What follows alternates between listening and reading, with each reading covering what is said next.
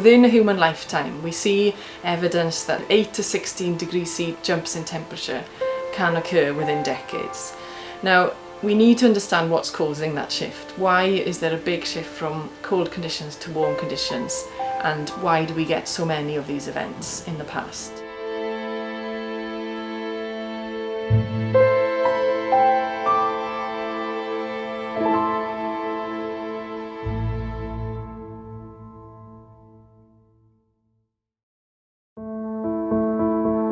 To create an understanding of a future in a changing climate depends largely on interpreting climate change events in the past.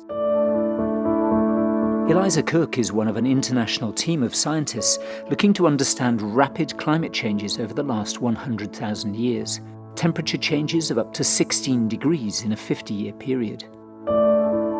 This team of scientists is using tephra chronology to learn about past climate events. Tephra, including ash that's generated in a volcanic eruption, can be used as a time marker to link together different climatic archives. Eliza's heading to the Neem camp in the north of Greenland, specifically to look for tephra deposits from the Icelandic ash cloud from 2010, which will help the rest of the team understand how volcanic ash would have been dispersed during the eruptions in the past.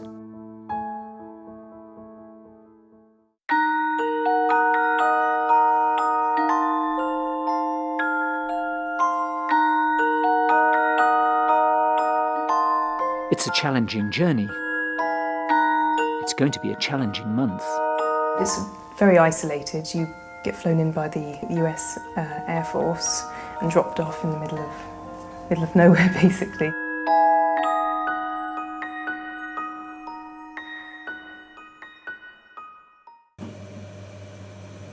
Eliza is part of the Department of Geography at Swansea University. She and other members of the team are working with Professor Siwan Davies over the next 5 years, looking at volcanic deposits in both ice cores and cores that have come from the seabed. When a volcano erupts, that results in production of large amount of volcanic material, volcanic ash, and that can be transported very, very widely. It's instantaneously deposited, and so it will blanket a landscape. So it'll fall on the ice, it'll fall on ocean surfaces, and it'll fall on terrestrial, on land surfaces. And then it'll form a distinct layer in the ice, in the ocean records, and in land records. Because each tephra and the volcanic ash produced has a distinct geochemical fingerprint, then we can find whether we've got the same layer in all these different records and link them together on that basis. The ice cores have one of the most detailed climate histories you can find. The Greenland ice cores has seasonal resolution. You can reveal a climate history that is very detailed and really can show how abrupt climate changes can actually be.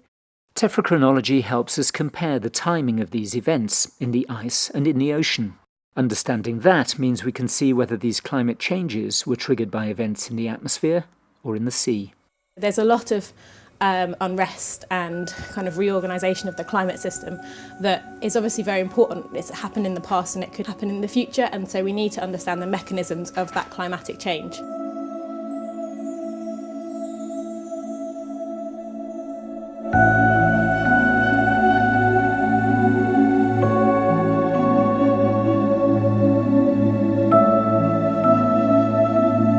Material gathered from the ice sheet in Greenland is brought here to the Niels Bohr Institute in Copenhagen, which holds 30 kilometres of ice.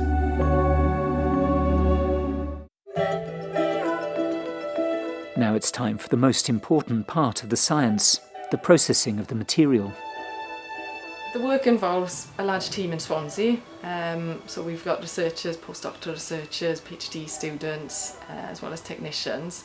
And then we also collaborate very closely with other teams, so we're very fortunate to be working with the Ice and Climate group at the University of Copenhagen and with other universities then that provide material and provide the collaborative networks for us. It really is good fun.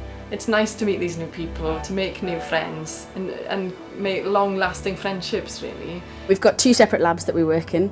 The first lab is where we cut the cores and where we prepare all the materials for the day, and that is usually around -15 So it has to be cold enough that the ice doesn't melt and doesn't cause any damage, warm enough that you can cope with being there all day. The second room, the larger freezer where the ice cores are stored, it tends to be around -24, and you don't want to be in there for more than about 10 minutes at a time because it really, really chills you down to the bone. In total, we'll be sampling about 1,100 bottles, which translates to about 600 bags of ice. They'll be sent back to Swansea, and then I'm going to be analysing them in the laboratory for the next few months. All the while, the processing continues, hunting for microscopic deposits of volcanic eruptions that happened a long time ago. We are generating results at the moment. We need to finalise and do a lot of data analysis to see what we've got. I think in a few months, maybe in the next year, we will be closer to seeing what we can achieve. The full team works together, collaborating with each other and with other scientists around the world to help find a better understanding, all the while processing material, processing samples. But each member has his own specialism. My responsibilities are the marine side of the project, the investigation of the marine records. One of the biggest challenges in the marine is also determining how the tephra is transported into the marine environment. As well as sampling ice cores, the team is studying cores that have come from the bottom of the oceans. It's a particularly demanding part of the project, involving many stages of processing: sifting, searching, hunting, to find and separate the volcanic ash from the marine mud.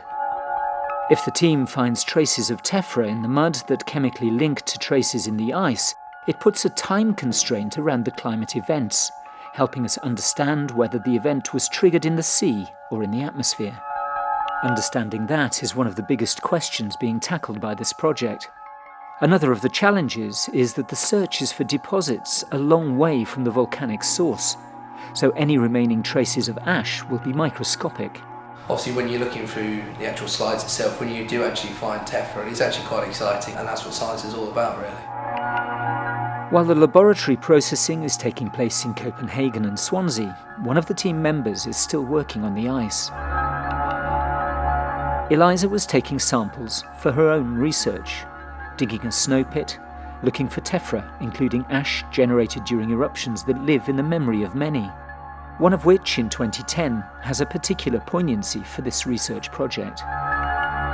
When I applied to do this work, applied for funding for this project, I had to present my case to the funding body. And at the same time, the Icelandic ash cloud in 2010 occurred, which really demonstrated how widely distributed these volcanic ash layers can be and the chaos that can result. Over the 5 years this project has to run, the team will make significant breakthroughs in understanding, helping to understand the triggers of these rapid climate warmings that occurred during the last glacial period between 115,000 years ago and 11,500 years ago, and greater certainty around what can be expected with our current shifting climate.